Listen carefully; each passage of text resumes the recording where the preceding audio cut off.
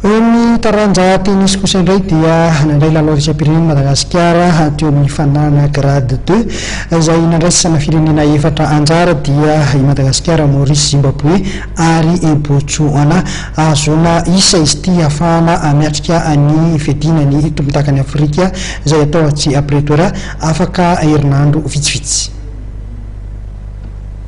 Botswana nandefa solotena efatra lahy sy efatra vavy. Zimbabwe nandefa solotena vavy iray ary Maurice dia nanana solotena 5, 3 lahy 2 vavy. Araka ny fitsipiky ny faninana dia tsy maintsy fenona 2-3 ny mpifaninana ho an'ny sokajy zazalahy na ho an'ny sokajy zazavavy ka ny mpilalao malagasy avokoa no nameno azy ireo 2-3.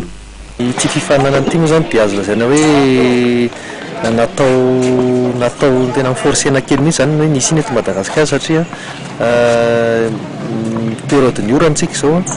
nefa ny tsika zay foana zany tsy nahafaha Madagasikara nandray lalao ohatra zao rehefa volana janoary sy febroary satria misy le orana fa ninona natao mihitsy zany satria ny antony maromaro samihafa. Ny antony voalohany dia hoe isan'le championnat d'Afrique ho an'ny 14 26 au 31 mars ny Afrika Atsimo dia ny isa azo amin'ny tournoi ohatran'ny tony no atao atambatra zany mba ahafahany ahafantarana izy roapolo voalohany amin'le classement afaka manao an'le championnat d'Afrique zay. Dia na ny championnat de Madagascar koa raha natao nalohan'ny fotoana satria lasa mahazo isa africaine zany ny championnat de Madagascar manomboka zao dia tsika moa zany nanao championnat de Madagascar tamin'ny herinandro efa mahazo 250 points champion dia amin'ity grade 2 ity misy 500 points zany omena an'izay champion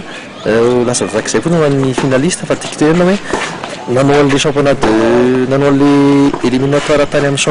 championnat d'Afrique australe tany amin'ny Botswana sika nisy nandefa solotena tany avy eo mitohy tamin'le fifananam-pirenena dia mitohy amin'ity grade 2 ity dia zay reo tournoi reo no ahafahana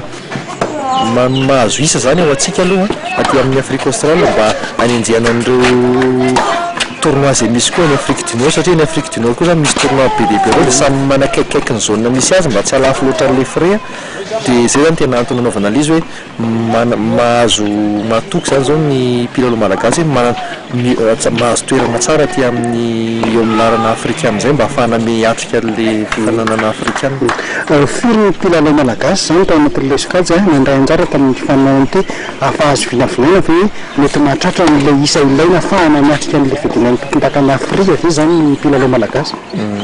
Tsika zany zao volana febroary ray volana sisa brigade na ny Pretoria le championnat d'Afrique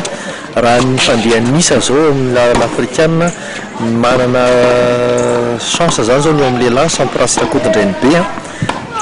izy ny tsara isany rehetra lalana fansivy izy zao eto Afrika.